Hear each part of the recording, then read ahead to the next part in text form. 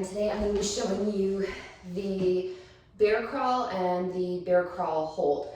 So crawls are something that we obviously see kids do, right? Babies do this typically when they're going from, sitting to crawling to walking, and then we never go back to this movement pattern very often in our lives.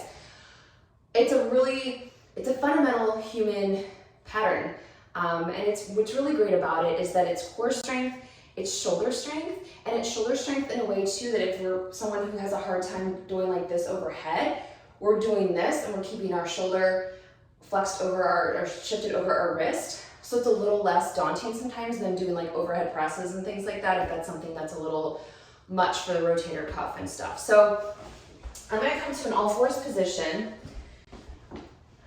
So one of my yoga teachers likes to say, put your middle fingers together and then rotate your palms forward to get the exact position for where your palms should be under your shoulders. So now my shoulders are exactly where they need to be over my wrists, yeah?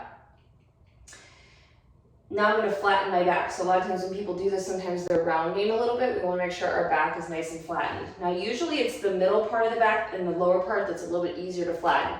This part right here can get a little archy.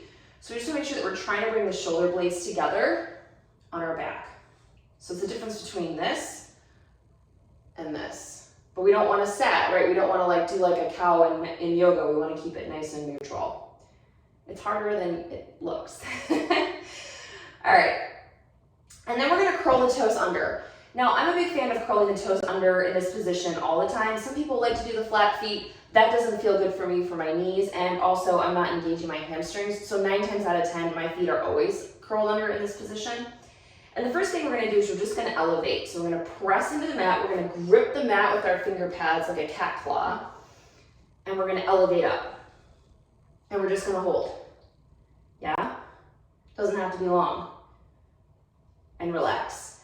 That alone is a very tough exercise to do. So that's where I usually start with people.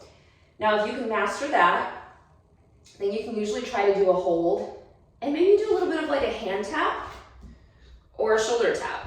You're gonna shift your hips a little bit and that's okay. We just don't want it to be like this big shift like this. We wanna keep it as neutral as possible. So we're really engaging our lower core muscles when we're doing that. Then we can start experimenting with an actual crawl, right? So I'm gonna start over here and I'm a little off camera. So we're gonna start like this. We're gonna elevate up and then we're gonna do left hand, right foot, right hand, left foot. And it's small and it's controlled and I'm trying to keep my butt down. Yeah? And then we're gonna go back. Slow. Grip the mat. Okay?